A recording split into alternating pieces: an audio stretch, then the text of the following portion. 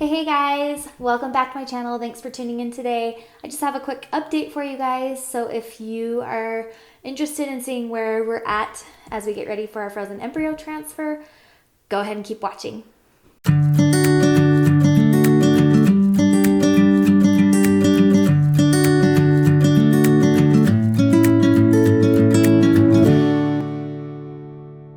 Okay, so biggest thing this week as of tonight is this is the last day that I'm taking this dreadful thing, birth control. So tonight is expected to be my last night. So I'm pretty stoked about that. So that's like the update for this week. Our baseline appointment is on Monday. So cross your fingers for us that the birth control did its job and we will be ready to go on Monday to start our frozen embryo transfer.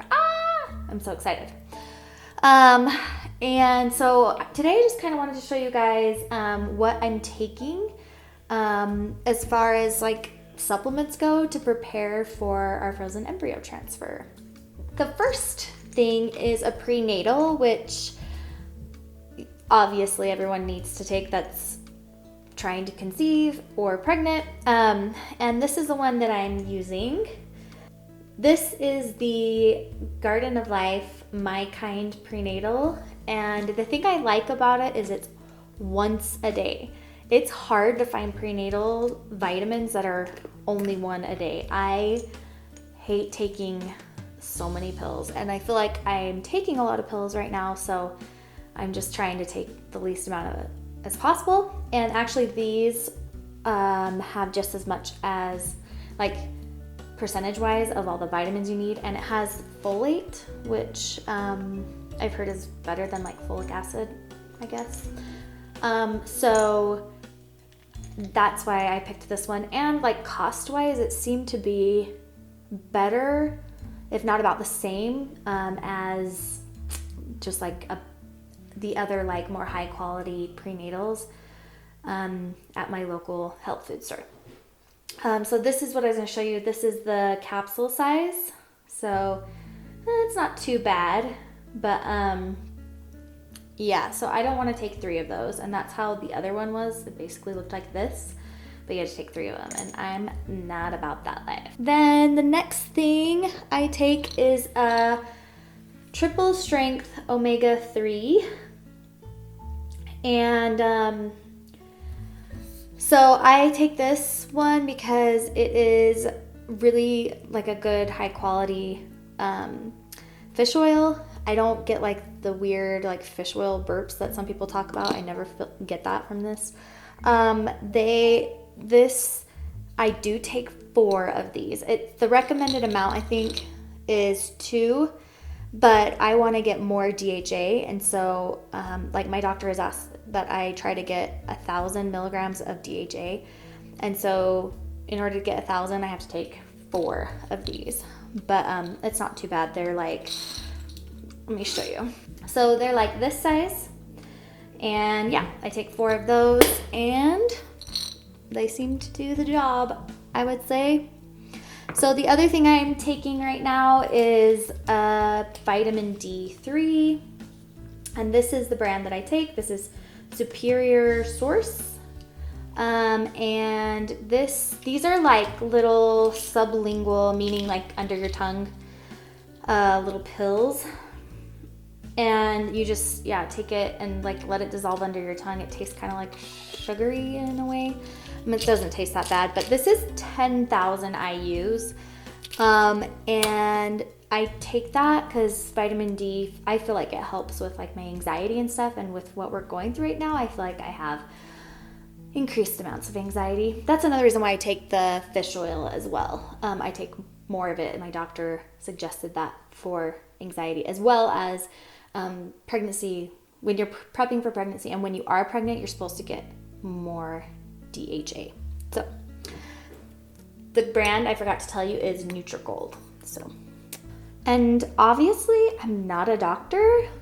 I think that's obvious, right? So do what your doctor tells you to do. I'm just showing you what I take so that if you're curious as to what supplements I'm taking to prep myself, maybe you could talk to your doctor about these ones that I'm taking. But these have all been okayed by my doctor. So we are good to go. All right.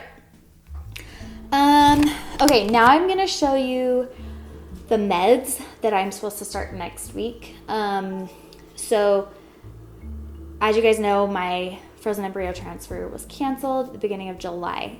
So I got these bags around the 4th of July. So that's why they are in these. Anyway, let me show you what I got in here. All right, so first I'll start with the Estrodial. So this Estrodial I will start on Tuesday, as long as everything, that's what it looks like. As long as everything looks great at my baseline appointment, I will start the Estrodial shot into my tushy. Well, it's like right above your tush. What do they call that? Like intramuscular shots? This is to help with my lining, I guess. Like, supposedly it's supposed to help thicken my lining and get me ready for the transfer. Which, if you're getting ready for a transfer, you have to get to the point of being at least like 5 to 6 days pregnant. So the same hormones should be present in your body, basically, that would be in a normal, like, pregnant woman's body after 6 days, because that's how old the embryo is. So it's crazy. Anyway, and then after the Estrodial, I will start, these are just some like alcohol swabs.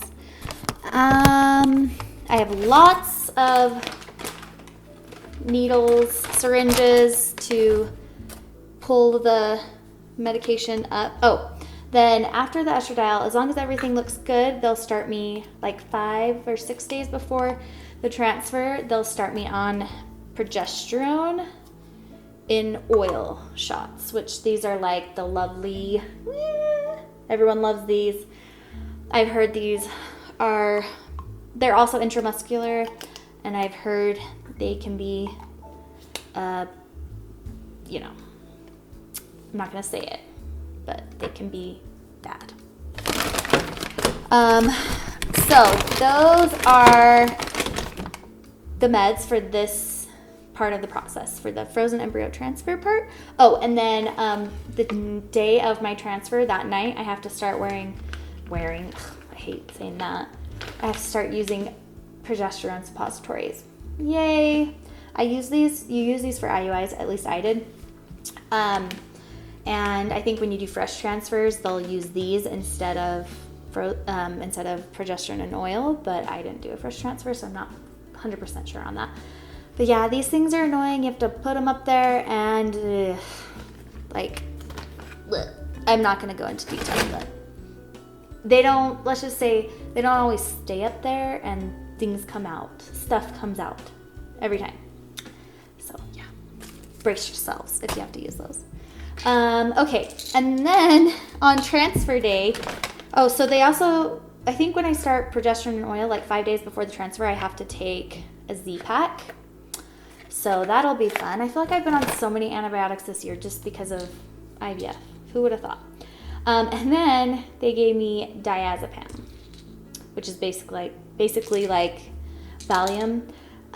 They have me taking one 10 milligram the day of the transfer, and then they gave me, I don't know how many are in here, but it's a lower dosage, and it's for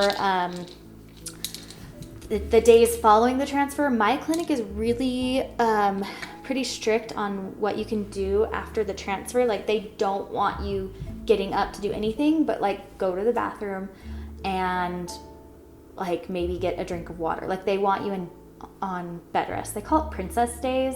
I don't know if your guys, if any of you out there going through this have to, like, they call it princess days for you guys too, and like how strict they are with bed rest. But I do have to be on bed rest for 3 days, so they give you that Valium, whatever, to like help you relax, because it's a very stressful time. Like, you're just sitting around hoping that it worked.